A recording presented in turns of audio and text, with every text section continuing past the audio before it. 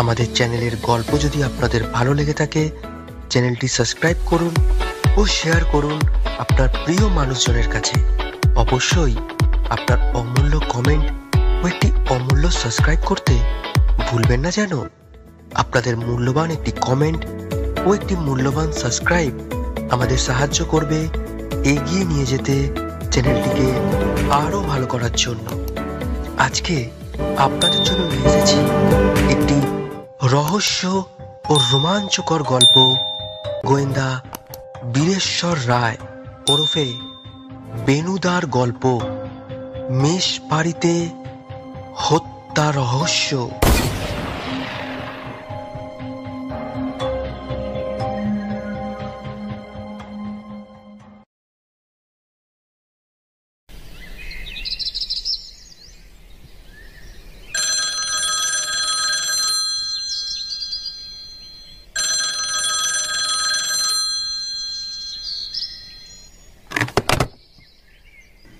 সকাল 7টার সময় আবার কে ফোন করলো?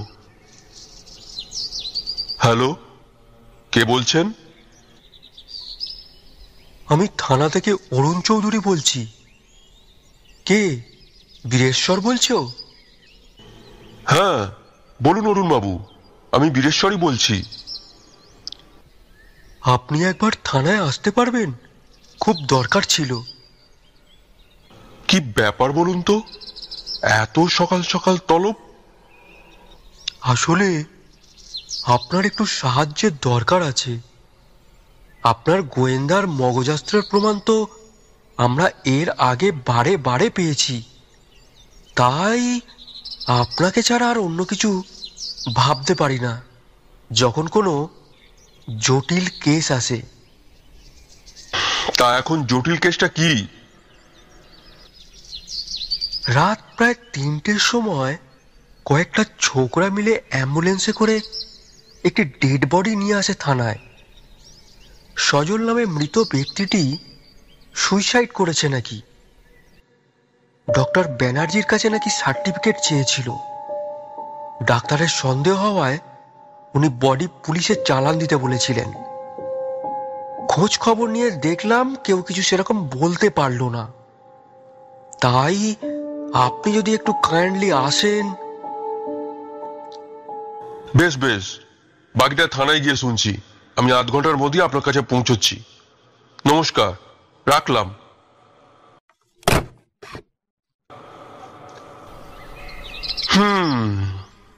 তপাই তপাইটা গেল কোথায়? এখনো ওঠেনি নাকি ঘুম থেকে? আরে এই তপাই, ওঠ ওঠ, এত বেলা পর্যন্ত কেউ ঘুমোয়? কি করে যে তুই গোয়েন্দা হবি কি জানি।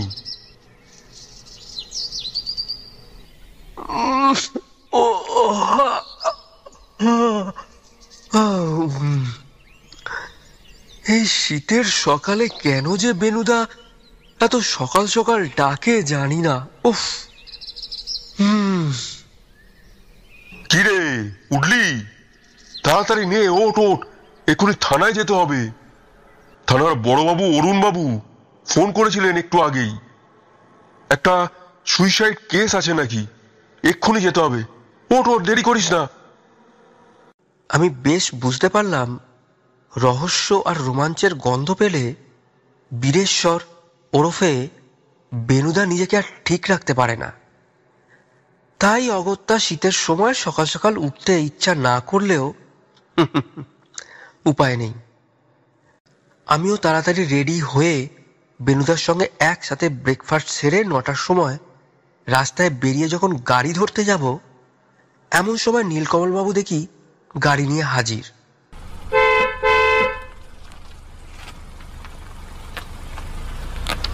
নীলকমলবাবু আমাদের দেখে বলে উঠলেন, আরে দু ভাই মিলে সকাল সকাল কোথায় চললেন মশাই? বেনুদা বলল, ভালোই হলো আপনার সাথে দেখা হয়ে গেল। আমরা একটু থানার দিকে যাচ্ছিলাম। নতুন কোনো কেস এলো নাকি মশাই? দেখে তো তাই মনে হচ্ছে। সেই রকমই। তাহলে ঠিক সময় আমি এসে পড়েছি বলুন। চলে আসুন, চলে আসুন, আমার গাড়িতে করেই একসাথে যাওয়া হোক। এরপর আমরা নীলকমলবাবুর গাড়িতে করে থানার উদ্দেশ্যে রওনা হলাম।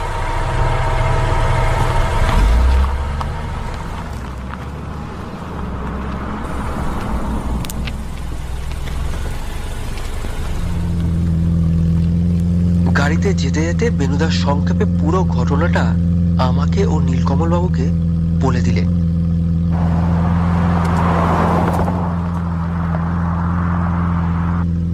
বাকিটা বলল থানায় গিয়ে শুনবো। এইরকমই নাকি থানার বড়বাবু অরুণ চৌধুরী বলেছেন। এরপর আমরা যথা সময়ে থানায় পৌঁছে দেখলাম অরুণবাবু আমাদের অপেক্ষাতেই ছিলেন। আমরা ওনার ঘরে ঢুকতেই চেয়ার থেকে উঠে দাঁড়িয়ে বেনুদার উদ্দেশ্যে বললেন, আসুন আসুন, আপনার জন্যই অপেক্ষা করছিলাম। তারপর আমরা তিনজনে গিয়ে চেয়ারে বসে বেনুদা বলল,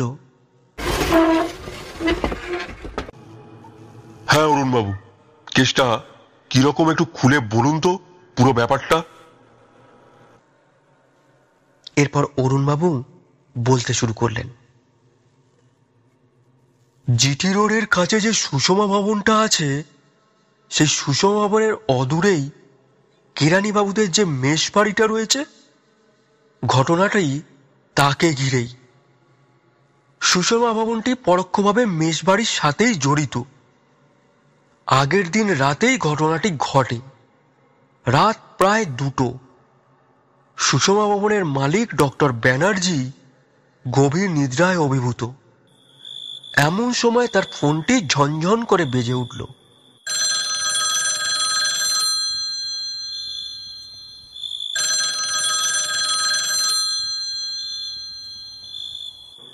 ডাক্তার মানুষ, মুহূর্তের মধ্যেই ঘুমটা ভেঙে গেল।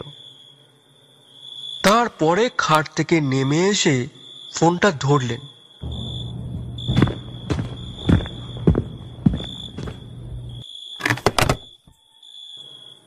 ভাবলেন এত রাত্রে নিশ্চয়ই কারোর এমার্জেন্সি দরকার পড়েছে, তাই ফোন করেছে। হ্যালো, ডক্টর ব্যানার্জি বলছেন? আমি আপনার পাশেই কেরানি মেসের এক বোর্ডার শ্যামল বলছি। হ্যাঁ, কি ব্যাপার বলুন। আরো একজন বোর্ডার নাম সজল দাস হঠাৎ একবার বমি করে অজ্ঞানের মতো হয়ে যায়। তারপর এখন দেখছি পেটের যন্ত্রণায় ভয়ানক কাতরাচ্ছে সে, একদম কথা বলতে পারছে না। পরিস্থিতিটা একদম ভালো ঠেকছে না। আপনি যদি অবিলম্বে একবার দেখতে আসেন তাহলে খুবই উপকৃত হই। ডক্টর ব্যানার্জি ফোনটি রেখে কিছুক্ষণ কি ভাবলেন। কেউ বদমাইশি করে ফোনটা করেনি তো? পরক্ষণেই তিনি ভাবলেন, না না, এসব কি আজে বাজে সে চিন্তা করছে। যতই হোক সে একজন ডাক্তার, তার কর্তব্য তাকে যেতেই হবে, সে মৃত্যুর গহ্বরেই হোক আর কেরানিকুলের মেশেই হোক। ডক্টর ব্যানার্জি তার হ্যান্ডব্যাগে কতগুলি ঔষধ ও ইঞ্জেকশন নিয়ে সিঁড়ি বেয়ে নিচে নেমে এলেন। সিঁড়ি দিয়ে নামার সময় হঠাৎ একটা খুট করে শব্দ হলো। ডক্টর ব্যানার্জি আচমকা চমকে উঠে 3তলার দিকে চেয়ে দেখলেন অর্ণবের ঘর থেকে আলো বেরোচ্ছে। অর্ণব হলো ডক্টর ব্যানার্জির ছোট ভাই। এত রাতে অর্ণব জেগে আছে? কি করছে এত রাতে? পড়ছে নাকি? সামনেই তো পরীক্ষা ওর বটে, কিন্তু এত রাত পর্যন্ত সাধারণত ও তো পড়ে না। তা ভালো, তা ভালো, ছেলের উন্নতি হয়েছে বটে, পড়ুক পড়ুক। তারপর আবছা অন্ধকারে ডক্টর ব্যানার্জি ধীর পায়ে বেরিয়ে গেলেন সুশোভবনের দিকে।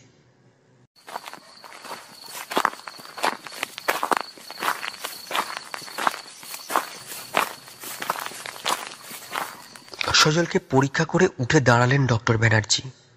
মেসের অন্যান্য সদস্যরা ততক্ষণে বিছানা ছেড়ে জড়ো হয়েছে সজলের ঘরে। ডক্টর ব্যানার্জি গম্ভীর গলায় বললেন, শ্যামলবাবু, আমি দেখে যা বুঝছি আমার ভালো মনে হচ্ছে না। পালস সিল্ক করছে, হাত পা ক্রমশ ঠান্ডা হয়ে আসছে,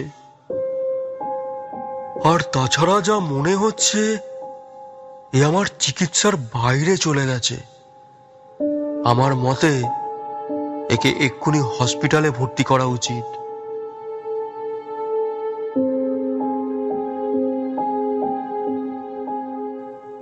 মারাত্মক তীব্র বিষ এর পেটে গেছে কোনো প্রকারে।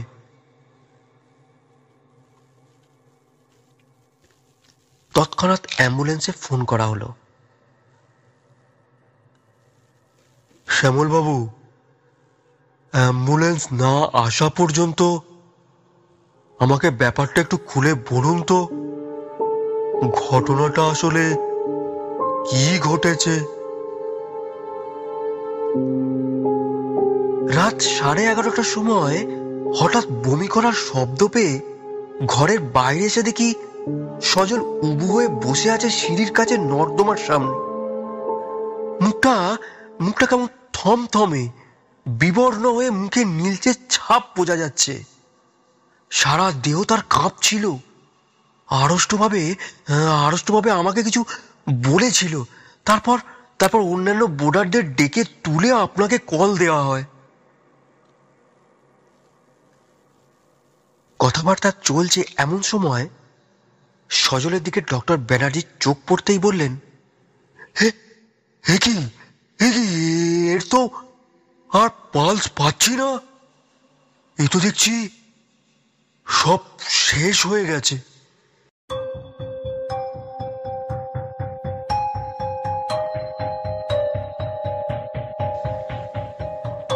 সন্দেহ হচ্ছে একে বিষ প্রয়োগ করে কেউ হত্যা করেছে।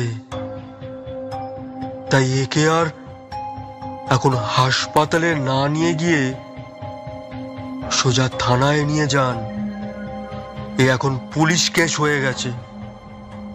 এখন আর আমি একে হাত দিতেও পারবো না, আর হাসপাতালে নিয়ে যাওয়ার কথাও আমি সাজেস্ট করতে পারবো না।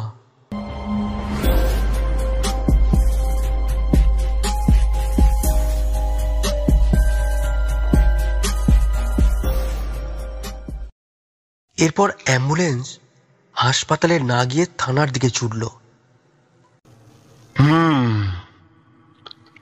সবই তো বুঝলাম অরুণ বাবু, তা বডিটা একবার দেখতে পারি?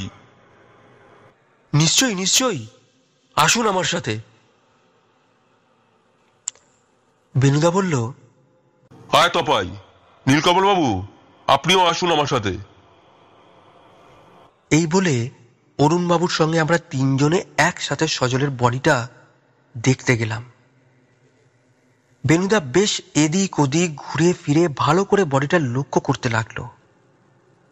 তারপর দেখলাম সজলের পকেট হাতড়ে একটা কাগজের টুকরো আর একটা ছোট্ট ডায়েরি বের করে নিজের পকেটে পুরে নিল। অরুণ বাবু, আপাত দৃষ্টিতে তো দেখে যা মনে হচ্ছে তীব্র বিষক্রিয়ার ফলে মৃত্যুটা ঘটেছে।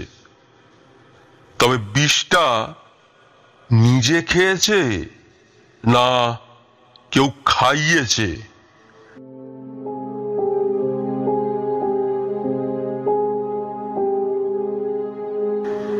এটাই হলো আসল রহস্য। বডিটা পোস্টমর্টমে পাঠাচ্ছেন তো? দেখা যাক রিপোর্ট কি বলে। আরেকটা কথা, যে ঘরে সজলের বডিটা পাওয়া যায় সেই ঘরটা তালা দিয়ে এসেছেন তো? হ্যাঁ, সে আর বলতে। তাহলে চলুন একবার কেরানি মেশ বাড়ি থেকে ঘুরে আসি। এই বলে আমরা থানা থেকে বেরোতে যাব এমন সময় নীলকমলবাবু আমাকে বলে উঠল, কি বুঝছো ভায়া তপাই, কেসটা কোন দিকে যাচ্ছে? মার্ডার না আত্মহত্যা? দাদাকে এখন কিছু জিজ্ঞাসা করা যাবে না, এখন শুধু চুপচাপ দেখে যান, সময় এলে দাদা নিজেই সব বলবে। এরপর কিছুক্ষণ পরেই আমরা কেরানি মেশবাড়িতে পৌঁছালাম।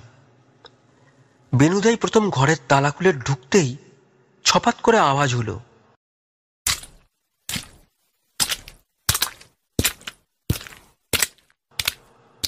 চারদিকে চোখ বুলিয়ে দেখল ঘরময় জলে জল, খুব বেশি জল না হলেও ছিপছিপে জল রয়েছে।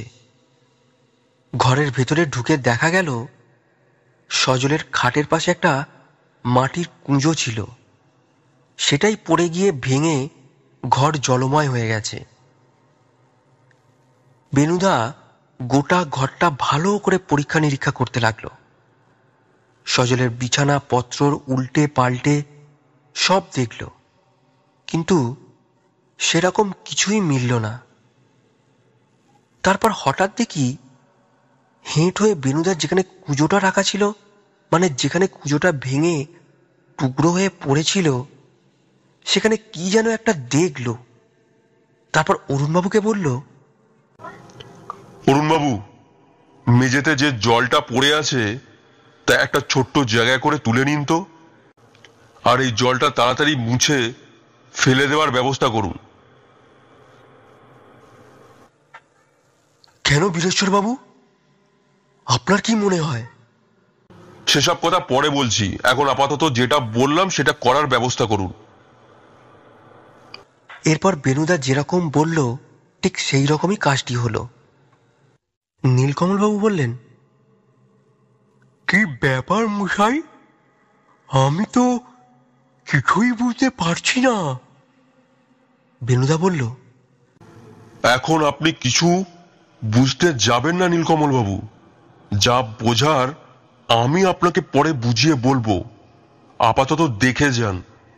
এটা যে আত্মহত্যা নয় সেটা পরিষ্কার বোঝা যাচ্ছে, সুপরিকল্পিতভাবে একটি মার্ডার, এটুকুই আপাতত জেনে রাখুন। বাবা, এই যে ভীষণ সাসপিসিয়াস মশাই। কি বলো তপাই ভায়া? চলুন অরুণ বাবু, এবার মেশের কয়েকটা মানুষের সাথে একটু জিজ্ঞাসাবাদ করা যাক। এরপর বেনুদা সেদিনকার রাতে সজলের ঘরে যারা যারা ছিল তাদেরকে এক এক করে জিজ্ঞাসাবাদ করলো, এবং সব শেষে শ্যামলবাবুর সাথে একটু আলাদাভাবে জিজ্ঞাসাবাদ করলো, এবং শ্যামলবাবুর সাথে আলাদা করে যে কি কথা হলো সেটা আমরা কিছুই জানতে পারলাম না। এবার বেনুদা অরুণবাবুকে বললেন, অরুণবাবু, এবার চলুন একটু ডক্টর ব্যানার্জির সাথে তার বাড়িতে গিয়ে দেখা করে আসি। তিনিই তো প্রথম সজলকে পরীক্ষা নিরীক্ষা করেছিলেন। এরপর আমরা কেরানি মেসের পাশেই সুষমা বনে ডক্টর ব্যানার্জির সাথে দেখা করতে গেলাম। দরজার সামনে গিয়ে বেল বাজাতেই বছর 25 বয়সের একটি ছেলে এসে দরজাটা খুলল। মাঝারি হাইট, শ্যামলা রং, চোখে কালো ফ্রেমের একটি ছোট্ট চশমা। কাকে চাই আপনাদের? অরুণবাবু বললেন, আমরা থানা থেকে আসছি, একটু ডক্টর ব্যানার্জির সাথে দেখা করতে চাই। কেন বলুন তো?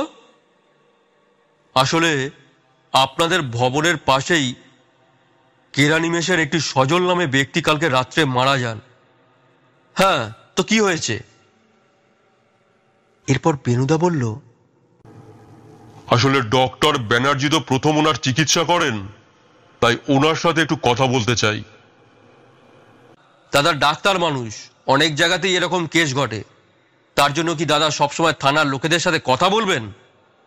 কি ব্যাপার রে অর্ণব, কে এসেছে বাইরে? ঘরের ভেতর থেকে একটি বয়স্ক লোকের সাড়া এলো। এরপর বেনুদা কোনো কিছু উপেক্ষা না করেই সোজা নমস্কার করে ঘরের ভেতরে ঢুকে পড়লেন। নমস্কার ডক্টর ব্যানার্জি, আমার নাম বীরেশ্বর রায়, আর ইনি হচ্ছেন থানার বড়বাবু অরুণ চৌধুরী। আসলে আমরা কেরানি মেসের সজলের ব্যাপারে একটু আপনার সাথে কথা বলতে চাই। আপনি তো প্রথম ওনার চিকিৎসা করেছিলেন। ও আচ্ছা আচ্ছা, আসুন আসুন, বসুন বসুন। অর্ণব, ভেতরে রামুকে একটু বল এনাদের জন্য একটু চায়ের ব্যবস্থা করতে। দাদা, তোমার যে এখন হাসপাতালে বের হবার কথা ছিল যে? সে এখন বেরোতে এখন বেশ দেরি আছে, অসুবিধা হবে না। তা তো তুমি বলো অসুবিধা হবে না, কিন্তু পরে অসুবিধা হয় তখন তুমি নিজেই বলো।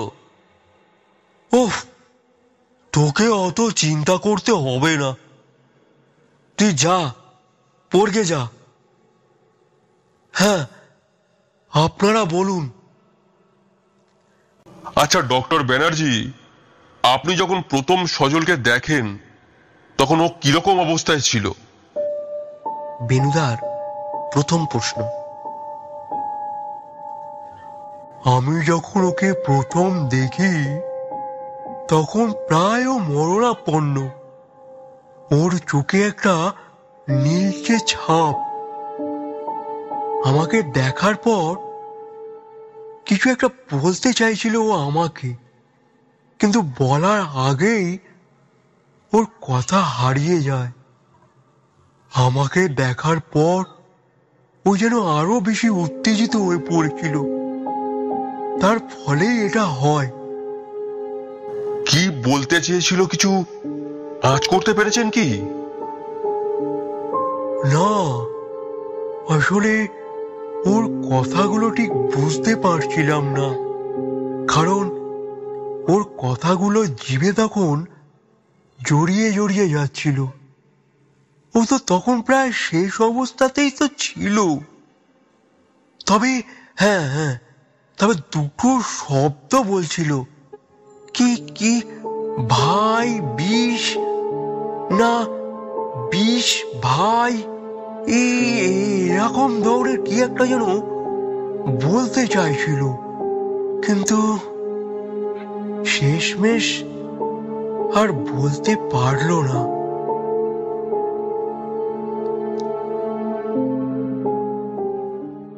তা আপনার কি মনে হয় বিষক্রিয়ার ফলেই ওর মৃত্যু হয়েছে?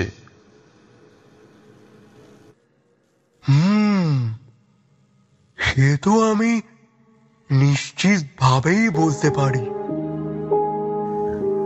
বিষটা কিরকম প্রকারের ছিল সেটা কি একটু বলতে পারেন? বিষটার প্রকোপ খুবই সাংঘাতিক। দেখে যা মনে হয় 15 থেকে 30 মিনিটের মধ্যেই যে কোনো মানুষের ভবলীলা সাঙ্গ হতে পারে। দাদা, এবার তোমার অনেক দেরি হয়ে যাচ্ছে, অনেকক্ষণ হয়ে গেল, এবার ওঠো, চলো। আচ্ছা, নমস্কার ডক্টর ব্যানার্জি। আপাতত সেরকম আর কিছুই আপনার কাছে জিজ্ঞাসা করার নেই, তবে প্রয়োজন পড়লে কিন্তু আরেকবার আপনাকে একটু বিরক্ত করতে আসব। এখন তবে আমরা চলি। নমস্কার। নমস্কার অর্ণব বাবু।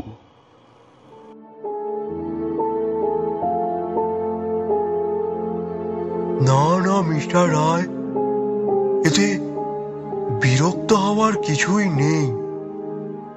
যে বা যারাই এই কাজটা করে থাকুক না কেন, আইনতভাবে তারা অপরাধী।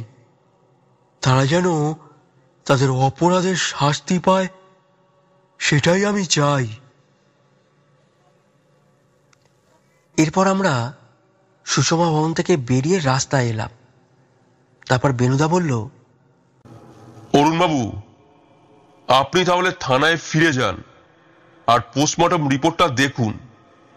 আর একটা কথা, সজলের ঘর থেকে যে জলটা পাওয়া গেল সেই জলটাও পরীক্ষা করে একটু দেখুন কি রিপোর্ট বের হয় দুটোর মধ্যে। আপনার সাথে দেখা হবে আমার কালকে। এরপর অরুণবাবু থানার দিকে চলে গেলেন আর আমরা ফিরে এলাম বাড়িতে। নীলকমল বাবুও আমাদের বাড়িতে নামিয়ে দিয়ে উনি চলে গেলেন।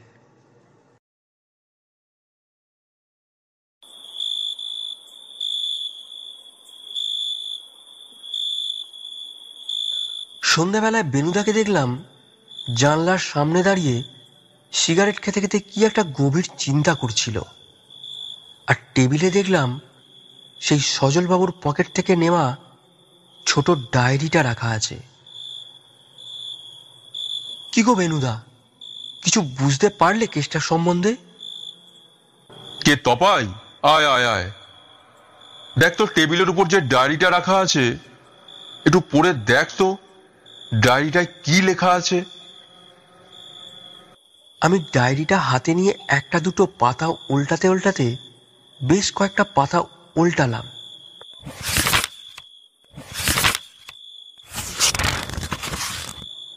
কিন্তু ডায়েরিটাতে কোনো কিছু লেখাই আমার চোখে পড়ল না। পুরো ডায়েরিটার সাদা পাতায় ভর্তি। কি বেনুদা, এই ডায়েরিটাতে তো কোনো কিছুই লেখা নেই দেখছি। তুমি কি লেখা পড়ার কথা বলছো? কিছুই লেখা নেই বলছিস? ঠিক আছে, দাঁড়া। এই বলে বেনুদা আমার সামনে এসে গ্যাস লাইটারটা জেলে ডায়েরির একটা পাতার তলায় একটু দূরত্বে আগুনটা ধরল। সঙ্গে সঙ্গে ম্যাজিকের মতো ডায়েরির পাতায় লেখা ফুটে উঠতে দেখলাম। আবার আগুনটা নিভিয়ে দিতেই লেখাগুলো অদৃশ্য হয়ে গেল। তখন ডায়েরির পাতাটা পুরো সাদা দেখতে লাগলো।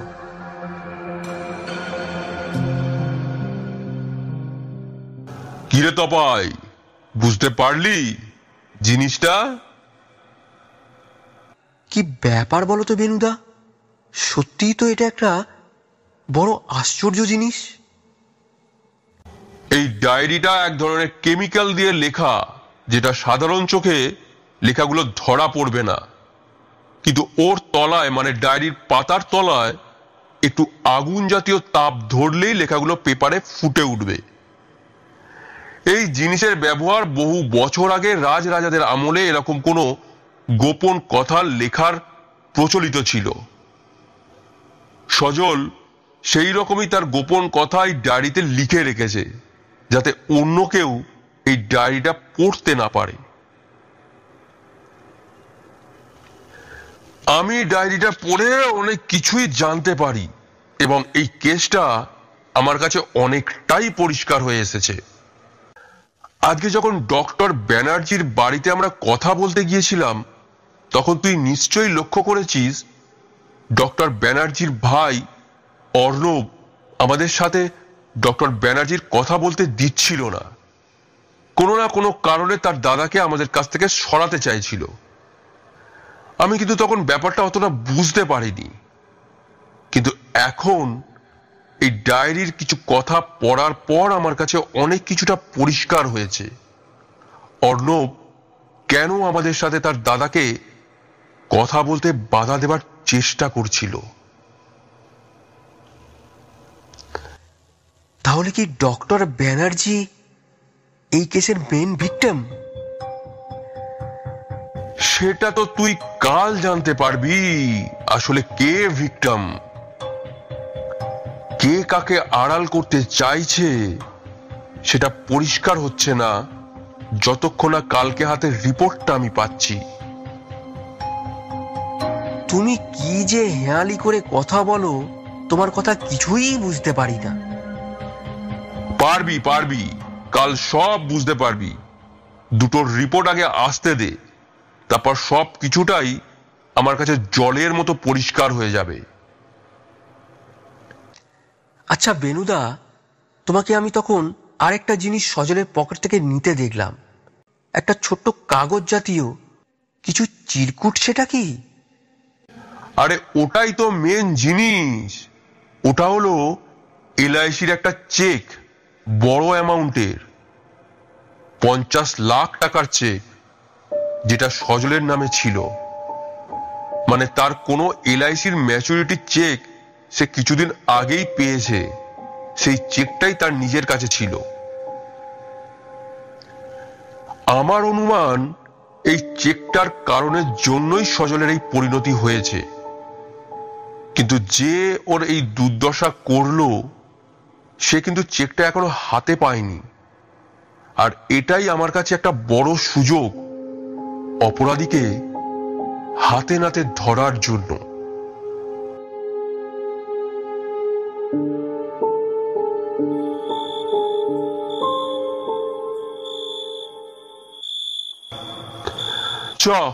আজ অনেক রাত হয়ে গেছে, শুয়ে পড়। কালকে সকালে অনেক কাজ আছে।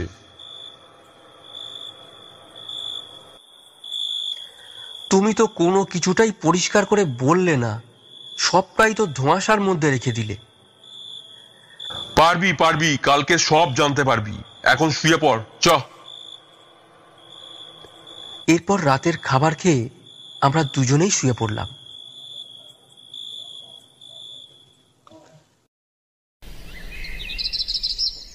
সকালবেলা যখন ঘুম ভাঙলো, দেখলাম ঘড়িতে 8টা বাজে। বেনুদা আমার অনেক আগেই উঠে কোথায় যেন বেরিয়ে গেছে।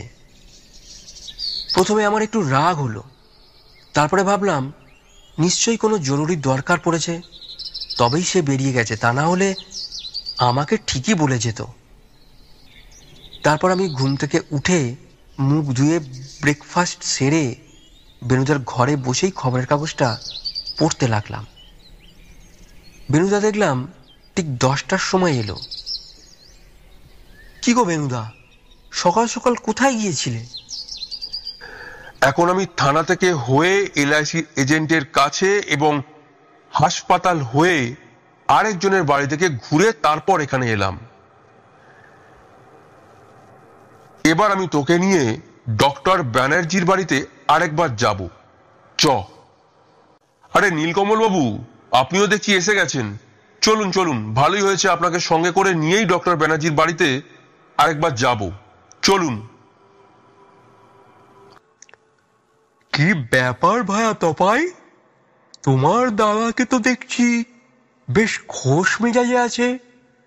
তাহলে কি রহস্যের উন্মোচন করে ফেলেছেন? এটা তাহলে আত্মহত্যা নয়, মার্ডারই। কি বলো ভাই? চলুন দাদার সাথে বেরোনো যাক, আমিও আপনার মতোই ধোঁয়াশার মধ্যেই রয়েছি। এবারে দাদা কিছুই বলতে চাইছে না। এরপর আমরা ডক্টর ব্যানার্জির বাড়িতে গেলাম। এবারে বেল টিপতেই ডক্টর ব্যানার্জি দরজাটা খুললেন, আমাদেরকে দেখে বললেন, আরে আপনারা আসুন আসুন, ভেতরে আসুন। কেসটার কোনো কিনারা হলো? হ্যাঁ মিস্টার ব্যানার্জি, অপরাধী ধরা পড়েছে। আর অপরাধী অন্য কেউ নয়, সজলেরই বান্ধবী একজন, নাম তার উর্মিলা। আসলে মেন ঘটনাটা ঘটে ওর একটা এলআইসির চেক নিয়ে। কিছুদিন আগে সজলের একটি এলআইসির ম্যাচুরিটি হয়। সেই ম্যাচুরিটির চেকের অ্যামাউন্ট ছিল প্রায় 50 লাখ টাকার। এবং সেই চেকটা পাওয়ার জন্য তার বান্ধবী তার সাথে বিট্টে করে এবং সজলকে ঠেলে দেয় মৃত্যুর মুখে। কিন্তু তা সত্ত্বেও সে চেকটা পায় না, কারণ সজল চেকটা কোথায় রেখেছিল সেটা তার বান্ধবীকে বলেনি। সজলের ডায়েরি লেখার অভ্যাস ছিল। তার পকেটে পাওয়া ছোট্ট একটা ডায়েরি থেকে জানতে পারি চেকটা আসলে তার বিছানার তোশকের তলায় রাখা আছে, যেটা তার বান্ধবী উর্মিলা পায়নি। ওটা আজকেই আনতে যেতাম, কিন্তু অরুণবাবু আজ একটা অন্য কাজে এক জায়গায় গেছেন, তাই আজকে আর সেটা আনা যাবে না। কালকে সকালেই আমরা অরুণবাবুকে সঙ্গে নিয়ে সজলবাবুর ঘরে গিয়ে চেকটা উদ্ধার করব। আর আপনি যদি সেই সময় একটু ওখানে থাকেন তাহলে খুবই ভালো হয়। নিশ্চয়ই নিশ্চয়ই, আমি ঠিক সময় ওখানে পৌঁছে যাব। আপনার ভাই অর্ণবকে তো আজকে দেখছি না, কোথায় সে? ও ঘরেতেই আছে, ওই দরজাটা খুলতে আসছিল। আমি বললাম যে তুই থাক, আমি গিয়ে দেখছি। আচ্ছা, বেশ বেশ, ঠিক আছে, নমস্কার, আমরা এখন উঠি। তাহলে কালকে সকালে মনে করে কিন্তু। ঠিক আছে ঠিক আছে, ওই নিয়ে ভাববেন না, আমি ঠিক সময়ে পৌঁছে যাব। বাড়ি থেকে বেরোতে বেরোতে বেনুদা আমার কানে কানে বলল, যা কাজ সারার তা হয়ে গেছে, মনে হচ্ছে ঔষধে কাজ দিয়েছে, সেটা আজ রাতেই বোঝা যাবে। ভায়া তপাই, তোমার দাদা কি যে বলল কিছুই তো মাথায় ঢুকলো না, ব্যাপারটা কি বলতো? কি জানি নীলকমল বাবু, কিছুই তো মাথায় ঢুকছে না। রাতে আবার কি ফোন দিয়ে এঁটে রেখেছে কি জানি। চ চ বাড়ি চ, বাড়ি চ, গিয়ে তোদের সব বলছি। আজ রাতে তোদের একটা বড় ভূমিকা আছে, সেটা তোদের ঠিকঠাক করতে হবে।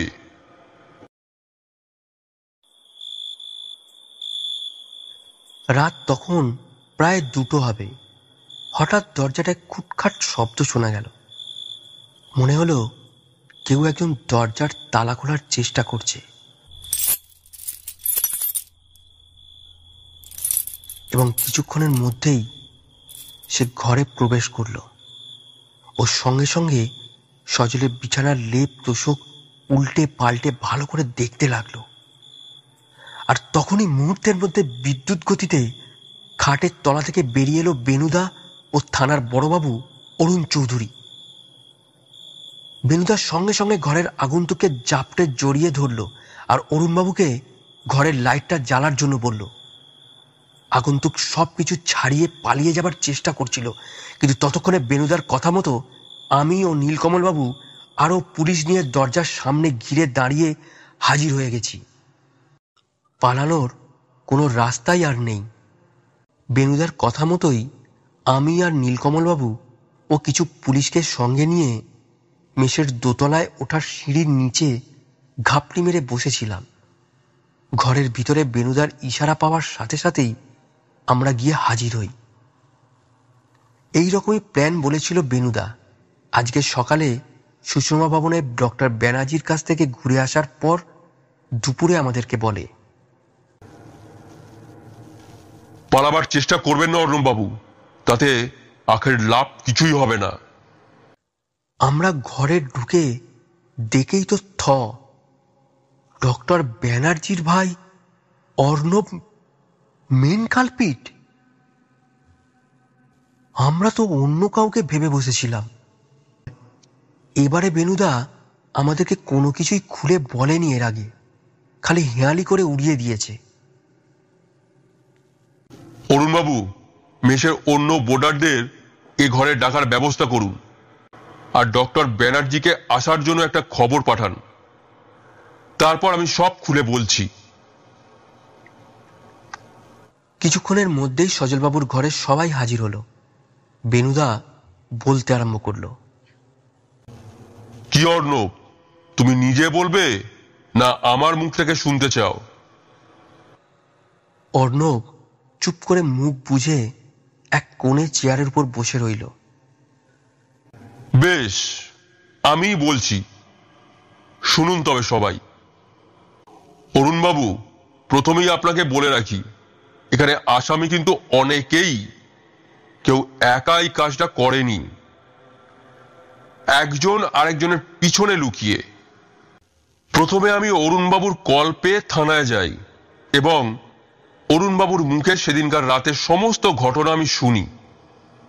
তারপর সজলবাবুর বডি চেক করতে গিয়ে তার পকেট থেকে একটি ছোট ডায়েরি এবং একটি ছোট কাগজের টুকরো আমি পাই। কাগজের টুকরোটা কি সেটা আমি পরে বলছি। তবে সজলবাবুর ডায়েরিটার কথা অনেকেই জানে না। সজলবাবু প্রতিদিন ডায়েরি লেখার নেশা ছিল। এই ডায়েরির কথা একমাত্র সজলবাবুর বান্ধবী উর্মিলা জানত, কিন্তু ডায়েরির লেখাটা কেউই পড়তে পারত না, কারণ সজলবাবু এমন এক কেমিক্যাল দিয়ে লিখত যা সাদা চোখে ওই লেখা দেখা যাবে না। সেই কাগজের তলায় কোনো দাহ্য বস্তু ধরলে তার তাপে কাগজের লেখাটা ফুটে উঠবে। এটা একটা রাসায়নিক প্রক্রিয়া। সজলবাবু যেহেতু কেমিস্ট্রির ছাত্র ছিলেন, তাই এই বিষয়ে তার খুবই ভালো জ্ঞান ছিল। ডায়েরিটা পড়ে আমি উর্মিলা দেবীর কথা এবং ডক্টর ব্যানার্জির ভাই অর্ণবের যে তার খুবই ঘনিষ্ঠ বন্ধু ছিল সেটা লেখা পড়েই আমি জানতে পারি। আর উর্মিলা দেবীর সাথে সজলবাবুর সম্পর্কটা আস্তে আস্তে বেশ খারাপের দিকে যায়। তার কারণ হলো সজলবাবুর ঘনিষ্ঠ বন্ধু ডক্টর ব্যানার্জির ভাই অর্ণবের সাথে উর্মিলা দেবীর নতুন এক সম্পর্ক গড়ে ওঠে, যেটা সজল জানতে পেরে যায়। এরই মধ্যে সজলবাবুর একটা এলআইসির ম্যাচুরিটি হয়, যার টাকার অঙ্কের অ্যামাউন্টটা ছিল 50 লাখ টাকা। এটার খবর অর্ণব জানতো না, কিন্তু উর্মিলাকে সে বলেছিল, কারণ সজল উর্মিলাকে সত্যিই খুব ভালোবাসতো। কিন্তু উর্মিলা দেবী সজলের সাথে বিট্টে করে এবং এলআইসি চেকের খবরটা অর্ণবকে জানিয়ে দেয়। তারপরেই তারা দুজনে মিলে প্ল্যান করে সজলকে কিভাবে সরিয়ে তার চেকটা হাতিয়ে নিয়ে দুজনে মিলে কিভাবে রিলেশনে আসবে। অর্ণব পাশ থেকে চেঁচিয়ে ওঠে, আমি সজলকে খুন করিনি, আমি খুন করিনি সজলকে। তার কোনো প্রমাণ নেই, তার কোনো প্রমাণ নেই মিস্টার রায়। তাহলে আমাকে কেন এখানে আটকে রেখে হেনস্থা করছেন? আপনি জানেন এভাবে কাউকে হেনস্থা করার অপরাধে আপনার ওপর মানহানির মামলা করতে পারি। আপনি যা করার করবেন খন, আপাতত আমি আপনার কি করতে পারি সেটাই দেখুন। সজলের এই কথা শুনে আমরা সবাই একে অপরের দিকে মুখ চাচাই করতে লাগলাম। বেনুদা বলে চলল, নিজে খুন না করে খুন করতে সাহায্য করেছেন। এই থুরি সাহায্য করেছেন নয়, খুন করিয়েছেন। আপনি মেডিকেলের স্টুডেন্ট, তার উপর আপনার দাদা একজন বড় ডাক্তার, তাই ঔষধ সম্বন্ধে আপনার ধারণা থাকাটা স্বাভাবিক, যে কোন ঔষধ কতটা নিলে শরীর সারবে আর কতটা পরিমাণ দিলে সেটা বিষের কাজ করবে। তাই আপনি একটা মরফিয়ার অ্যাম্পুল জোগাড় করে সেটা উর্মিলা দেবীর হাতে দিয়ে সজলবাবুর কাছে পাঠান। মরফিয়ার অ্যাম্পুল জোগাড় করা এমন কিছু শক্ত কাজ নয় আপনার কাছে। তারপর আপনার কথা মতো উর্মিলা দেবী সেই মরফিয়ার অ্যাম্পুলটা ভেঙে সজলবাবুর ঘরে কুঁজোয় রাখা জলের মধ্যে মিশিয়ে দেয় কায়দা করে, যা সজলবাবু কোনোভাবেই বুঝতে পারে না। এরপর সজলবাবুর জল তেষ্টা পেলে উর্মিলা দেবী সেই কুঁজোয় রাখা জল একটা কাঁচের গ্লাসে করে দুবার খাওয়ান। এরপর উর্মিলা দেবী সজলবাবুর অজান্তেই এলআইসিতে পাওয়া চেকটা ঘরের মধ্যে অনেক জায়গাতেই খুঁজতে থাকেন, কিন্তু কোনোভাবেই সেই চেকটা উর্মিলা দেবী পান না। এইদিকে দুবার জল খাওয়ার ফলে সজলবাবুর শরীর আস্তে আস্তে ঝিমোতে শুরু করে। উর্মিলা দেবী পরিস্থিতি বুঝতে পেরে তার জরুরি কাজ আছে বলে ঘর থেকে বেরিয়ে যান। এর কিছুক্ষণ পরেই সজলবাবুর শরীরে বিষক্রিয়ার কাজ শুরু হতে থাকে এবং এর ফলে যা হয় সেটা আপনারা সবাই জানেন। কিন্তু উর্মিলা দেবী মহিলা বলেই হয়তো এই কাজে সে রকম উপযুক্ত নন, তাই অ্যাম্পুলের শিশিটা ভেঙে কুঁজোর জলে মেশানোর সময় শিশিটা সেখানে ফেলে দেন কুঁজোর পাশেই, সেটার বাইরে নিয়ে গিয়ে ফেলেননি। এইখানেই একটা বড় ভুল উনি করে ফেলেন। এরপর আমি যখন অরুণবাবুর সাথে প্রথমে ঘরে আসি, তখন দেখি ঘরে জলে ছ্যাপ ছ্যাপ করছে, কুজোটা ভেঙে পড়ে আছে, আর কুজোর পাশেই পড়েছিল মরফিয়া অ্যাম্পুলের শিশি ভাঙাটা। এবং কুজোর পাশে একটি আরশোলা ও কিছু দূরে একটি টিকটিকেও দেখি মরে পড়েছিল সেই জলের মধ্যে। ওইটা দেখে আমার কেমন যেন একটা সন্দেহ হয়।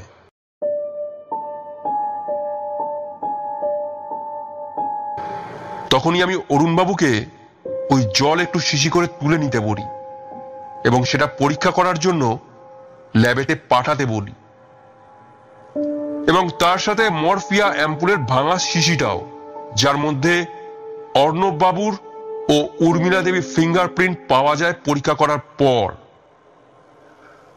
আর কুজোর জলে যে বিষ মেশানো হয়েছিল সেই জলটাও ল্যাবে পরীক্ষা করে জানা যায় কুজোর জলের বিষ আর সজল বাবুর শরীরে পাওয়া বিষ পোস্টমর্টমের রিপোর্ট অনুযায়ী দুটোই এক ম্যাচ করে যায়। কি অর্ণব বাবু, আমি কিছু ভুল বলছি না তো? তারপর আমার কাছে ব্যাপারটা জলের মতো পরিষ্কার হয়ে যায়। ডক্টর ব্যানার্জির কাছে শোনা সজলবাবুর শেষ কথাটা মনে পড়ে যায়। কথাটা ছিল বিষ ভাই, না ভাই বিষ, মানে ডক্টর ব্যানার্জির ভাই বিষটা দিয়েছিল, সেটাই বলতে চেয়েছিলেন সজলবাবু, কিন্তু আর ভালো করে বলতে পারেননি। অরুণবাবু, এক্ষুনি উর্মিলা দেবীর বাড়িতে লোক পাঠান তাকে অ্যারেস্ট করার জন্য। আমার অর্ণব বাবুর উপর সন্দেহটা অনেক আগেই হয়েছিল, যখন ডক্টর ব্যানার্জির বাড়িতে গিয়ে এই বিষয়ে আমরা কথা বলতে যাই। তখন অর্ণব বাবু বিষয়টা এড়িয়ে যাওয়ার জন্য তার দাদাকে বারবার বিরক্ত করছিল, যাতে অন্য কাজে সে চলে যেতে পারে। আর এই সন্দেহটা দৃঢ় করার জন্য আমিও অরুণবাবু দুজনে মিলে একটা প্ল্যান করি। এলআইসির চেকটা কেউই হাতে পায়নি, যেটা আমি সজলবাবুর পকেট থেকে পাই। আর দ্বিতীয়বার আজ বিকালে ডক্টর ব্যানার্জির বাড়িতে গিয়ে অর্ণববাবুকে শুনিয়ে ইচ্ছা করেই বলেছিলাম যে এলআইসির চেকটা সজলবাবুর বিছানার তোষকের নিচে আছে, যেটা সজলবাবুর ডায়েরি থেকে জানতে পারি। আর অরুণবাবু না থাকার জন্য আমরা কালকে যাব সজলবাবুর বাড়িতে সেই চেকটা খুঁজে বার করার জন্য। আমরা জানতাম অর্ণববাবু এটা শোনার পর আজ রাত্রেই সজলবাবুর ঘরে ঢোকার চেষ্টা করবে, এবং আমরা তখন তাকে হাতে নাতে ধরব। আর প্ল্যান মাফিক সেটাই হলো। আর উর্মিলা দেবীর ফিঙ্গার ম্যাচ করার জন্য আজ সকালে আমি উর্মিলা দেবীর বাড়িতে যাই, যেটা সজলবাবুর ডায়েরি থেকেই আমি তার বাড়ির ঠিকানাটা পাই, এবং সেখানে নানা কথাবার্তার মধ্যে উর্মিলা দেবীর কাছ থেকে আমি এক গ্লাস জল খেতে চাই। উনি যখন আমায় কাছের গ্লাসে করে জলটা দেন, আমি কায়দা করে সেই গ্লাসটি রুমাল দিয়ে ধরে জলটা ফেলে দিয়ে গ্লাসটি আমার পকেটে পুরে নিই। সেখান থেকে উর্মিলা দেবীর ফিঙ্গারপ্রিন্ট পাওয়াটা এমন কিছু শক্ত কাজ ছিল না। সেই গ্লাসের ফিঙ্গারপ্রিন্ট আর অ্যাম্পুলে পাওয়া ফিঙ্গারপ্রিন্টের সাথে দুটোই ম্যাচ করে যায়। এটা থেকে আর কিছু বুঝতে অসুবিধা হয় না যে অ্যাম্পুলটা ভেঙে কুঁজোর মধ্যে উর্মিলা দেবীই বিষটা মিশিয়েছিলেন, কারণ শ্যামলবাবুর কাছ থেকে জানতে পারি সেদিনকে সন্ধ্যাবেলায় উর্মিলা দেবী সজলবাবুর সাথে দেখা করতে আসেন। হঠাৎ শ্যামলবাবু মাঝখানে বলে উঠলেন, ঠিক ঠিক ধরেছেন মিস্টার রায়, নিয়ে যান ওদেরকে। বন্ধুত্বের এইরকম নৃশংসতার পরিচয় দিলে ওরা। হ্যাঁ,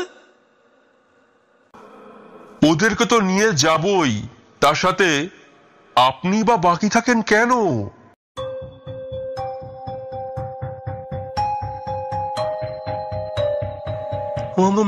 মানে কি কি কি কি বলতে চান আপনি? শ্যামলবাবু, কিঞ্চিত হলেও আপনি তো এদের সাথে জড়িত। আপনি হয়তো অর্ণববাবু ও উর্মিলা দেবীর প্ল্যানের এত কিছু জানেন না, কিন্তু আপনি তো অর্ণববাবুর কথা মতোই জলের কুঁজোটা ভেঙে দিয়েছিলেন, তাই না শ্যামলবাবু?